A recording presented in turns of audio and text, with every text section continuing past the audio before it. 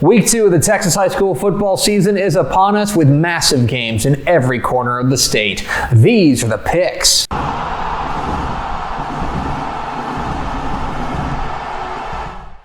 Welcome into the Picks, your guide to the Texas high school football weekend. My name is Greg Tepper of Dave Campbell's Texas Football and TexasFootball.com. Thank you so much for tuning in. And how was your week 1? If it was anything like mine, it was an absolute joy to be back out there watching Texas high school football. I went to the Frost versus Winters game in Hamilton. It was awesome.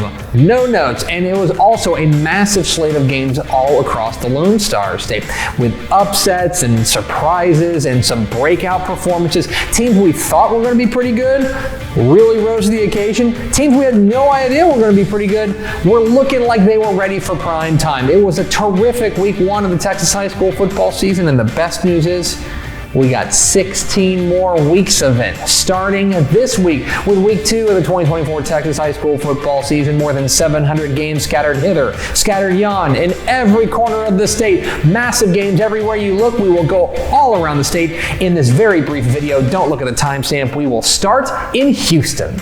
7 o'clock Friday night at Legacy Stadium in Katy. It is a state-ranked 6A matchup of unbeatens in the Houston area as the Humble Atascocita Eagles visit the Katy Tigers. What are the keys to this matchup? Key number 1, a tale of 2 quarterbacks. What's really interesting about this game is that when you look under center for both these teams, they each have a different story to tell. For Katy, they've got Gunnar Nelson back under center, and he is calm as they come. A cool customer operating this run-first attack for the Tigers. His play action ability is really growing, and I think his ability to put some touch on some deep balls has really opened up this offense. Even in just 1 week, I think we've seen him grow as a passer, and that's a big benefit for the Tigers. On the other side for Atascocita, they've got Katy Mack, the youngster taking over for Zion Brown, who is such a revelation for this Atascocita program. And the early returns for Katy Mack, very positive. He was absolutely outstanding last week in their season debut, running the ball and throwing the ball. He looks like he could be the next big thing for the Eagles. So now these two quarterbacks square off against one another. Which story reads loudest? Key number 2, Atascocita's run defense. So we talked about Gunnar Nelson, the outstanding Katy quarterback. He's fantastic. And even he would tell you, yeah, we're a running team.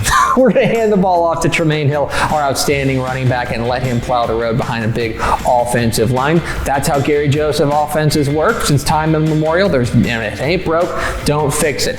That is the challenge for Atascocita, is how up to snuff their run defense is, led by guys like Chris Minor. Now, last week against Houston Lamar, they were outstanding, holding the Texans to a little under 4 yards per carry in the season opener. But Katy is a different animal as far as running the ball. So, how far has the Eagles' run defense come so far? And key number 3, what does week 1 mean?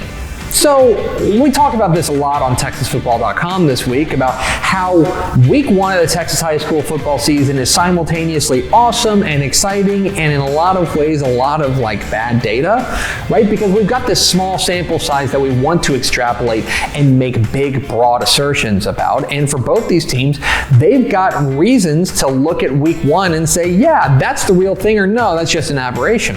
Katy got in a dogfight with Dickinson last week and ended up pulling out a thrilling victory, but the Katy defense got kind of uncharacteristically lit up by this Dickinson attack. Meanwhile, for Atascocita, absolutely outstanding in their crushing of Houston Lamar in week 1. They're probably looking at that and saying that that is exactly who they are and how they want to play every single week.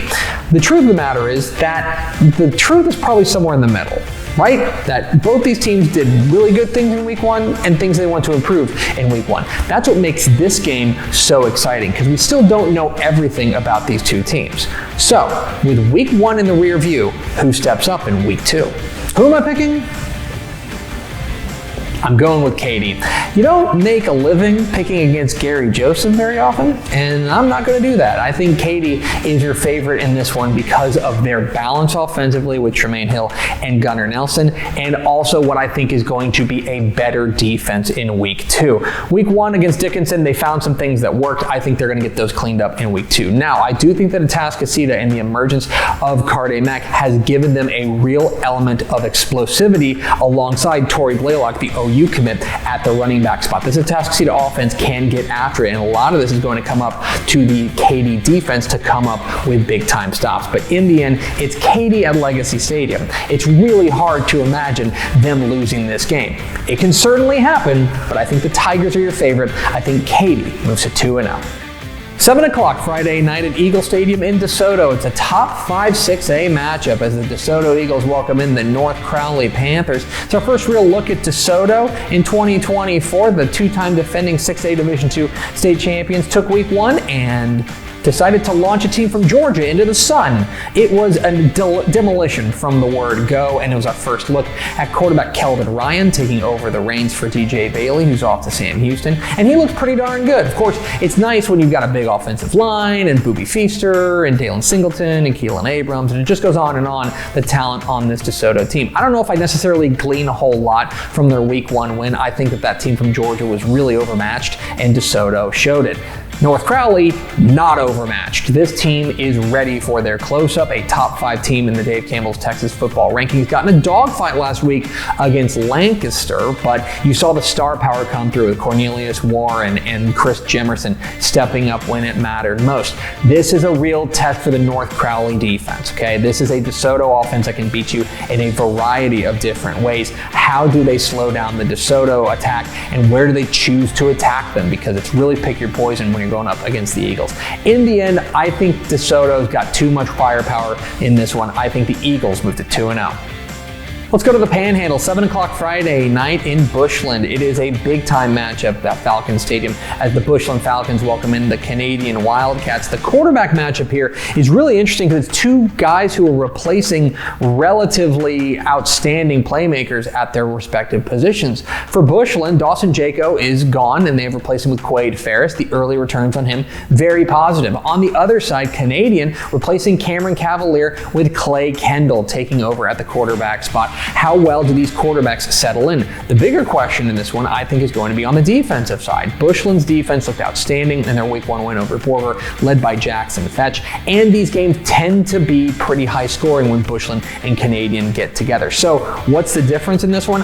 I think if Canadian can get their running game going, I think that could be the difference. This game is going to be close, and I think it could be pretty high scoring. But I think the Wildcats get the win. And let's go out east, 7 o'clock Friday night at Bulldog Stadium in Tyler. It is a very interesting 4A clash of state-ranked powers as the Gilmer Buckeyes visit the Tyler Chapel Hill Bulldogs, teams that are coming off of very disparate week 1 performances. For Chapel Hill, they went to Jasper and looked really, really good. The state runner-up in 4A Division I last year looked every bit the part of a team ready to get back to Arlington, with Demetrius Brisbane and Ricky Stewart taking center stage in a really impressive victory over a good Jasper ball club. For Gilmer, an upset loss to Longview Pine Tree in the opener. I think Pine Tree is going to be better than people think, but still, it was relatively disappointing considering they got shut out in the second half, jumped up to a 12-0 lead, and then kind of let it fall by the wayside. Now, I think that the star power is still there. Caden Tennyson and Brandon Webb, they didn't forget how to play football. I think it was probably more of a case of just starting off slow. They better speed up in a hurry because this Chapel Hill team did not start slow, and it's going to be up to Gilmer to put together a better performance. I don't think that the defending state champs are going to put together 2 poor performances in a row. I think this game's going to be a lot of fun, but I give Gilmer the slight edge. But those are far from the only big games in week 2 of the Texas high school football season. Let's get to the lightning round.